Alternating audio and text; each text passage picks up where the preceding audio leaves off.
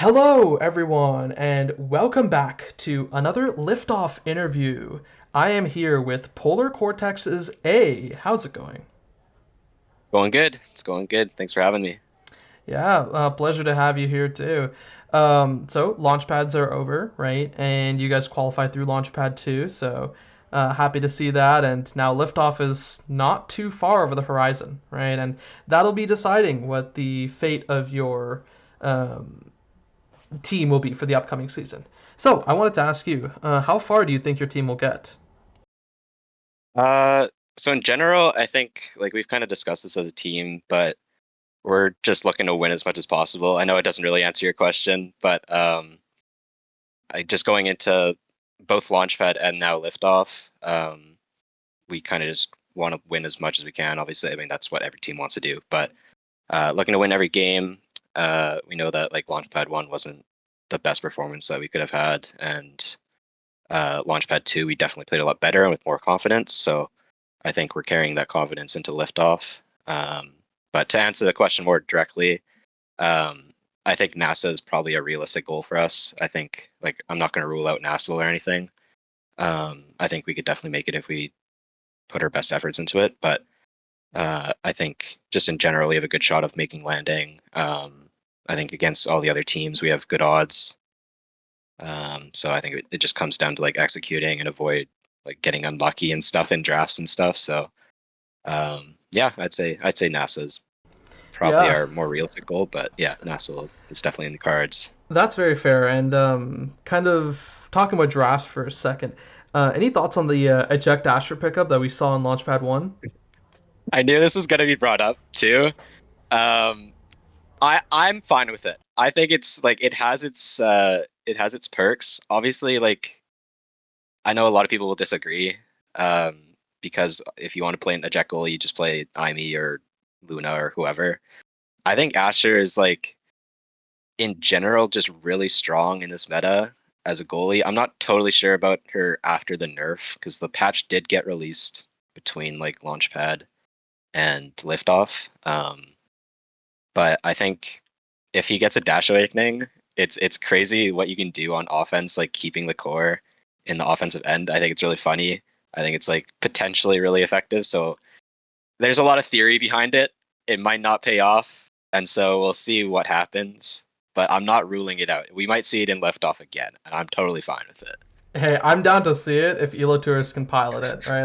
That's really all that's there. But another question I wanted to ask you, right? And feel free to include yourself for this if you want to. Which teams do you think will make it to landing? Okay, so I think number one, it's just a given, and you're going to get this from everyone. Doesn't require much explanation, but return to form, without a doubt in my mind, is making. I don't know about Nassau for sure, but they're 100% making landing. Leo Leon is still insane at brawling. I'll admit that I completely underestimated him. He proved me wrong in Launchpad 2 because I just wasn't expecting him to be that good, I guess. I don't know. I like Leo, if you're listening to this, I was not familiar with your game. I apologize. So yeah, Leo's very good. Hook resets, extremely consistent player. He's got a very good character pool despite Era being terrible right now. Like I'll say it, I love Era as well. I wish she was better, but she's just not the character she used to be. Um, but yeah, I think he gels really well with Leo Leon as well. We warmed them up for Launchpad 2, and they were just really good together. They felt like it kind of felt like they were on the same page very frequently. Um, and then Muffin Koi, of course, is just insane. Like the clutch saves that he pulls out sometimes are ridiculous. I think there's that one. It was like a hook strike save or something in Launchpad 2, and I was like, whoa! Like I've never seen a. I think it was on Rasmus or Gazan. I don't remember which one. He plays both hook characters, anyways. But it was just really impressive. So he makes really impressive plays. And something that I wasn't expecting him to do was applying pressure offensively for his team. I don't know if he's like really well known for that, but I thought he did a really good job for that. And so going into liftoff, like a lot of teams are going to struggle to kind of handle that, if that makes sense. So yeah, that's definitely a lock in my opinion. I can't see them not making landing. Um, Second team, PLX, another top team here. I don't think they are as much of a lock as Return to Form, but I'd be surprised if they didn't qualify.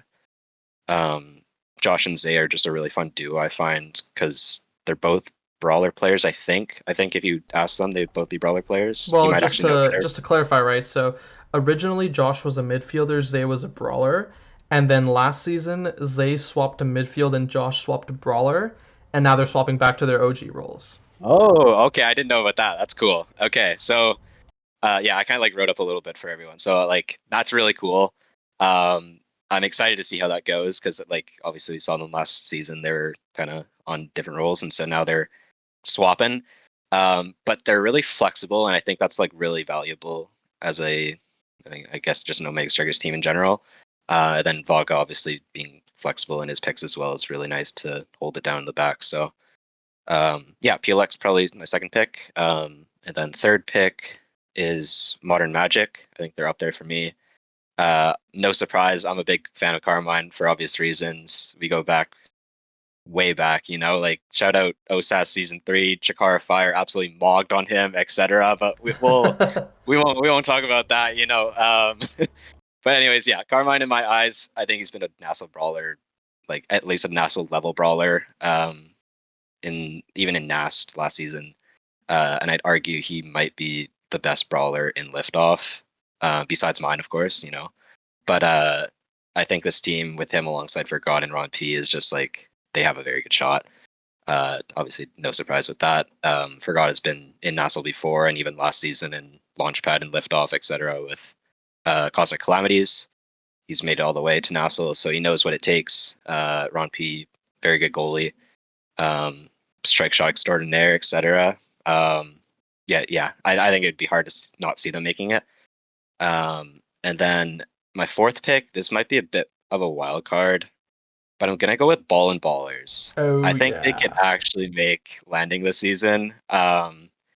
They were the team that beat us in Launchpad 1 to qualify, so maybe I'm just being a little bit biased, but I think they were really solid. I can't lie. I can't help but root for them and believe in them. Big anime, you know who is heavily underrated. I was really impressed by his Hey, fun plays. fact: none of the ball and ballers have hit Omega. Really? I actually didn't know that. I guess they're just like norm demons too. Yeah, they're just I've norm always seen them in the demons. norm queues. So, but yeah, so their brawler is very good. Lou Foxio and Dr. Bebop, very consistent players, I think. My only like worry with this team would be that if Lou Foxio doesn't get now, like if it's either taken or banned, I don't know what he would go on to, and I kind of like think that's a weak point for them. I believe he's pretty Um, comfortable on Imi and Estelle too.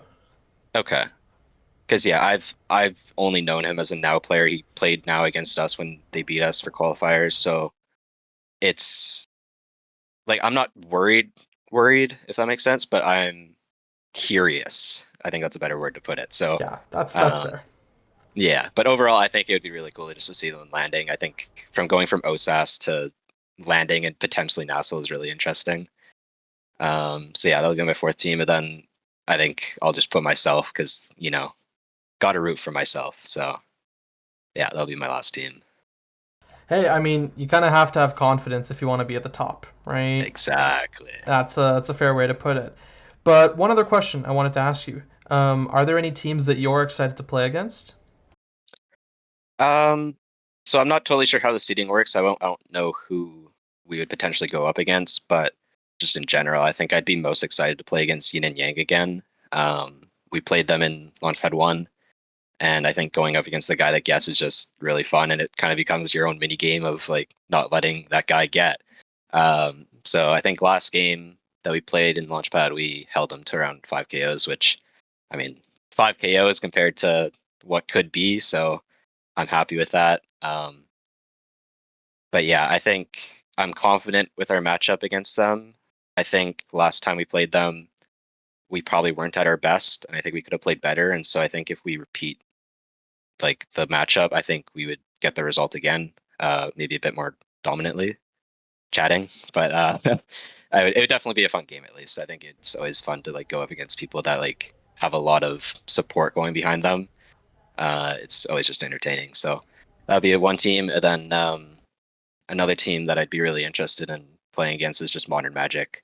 Uh, against Carmine. It's always fun going up against your former teammates. We've scrimmed them before. I won't leak what happened, but like it was always fun. I've always like personally had a lot of fun going up against Carmine, even in solo queue and stuff. So that would just be a really interesting matchup in general. So yeah. Hey, I'm excited to see if it happens too. And I guess one more thing I want to ask you is there anything you'd like to say to anyone? Any shout outs, any call outs even?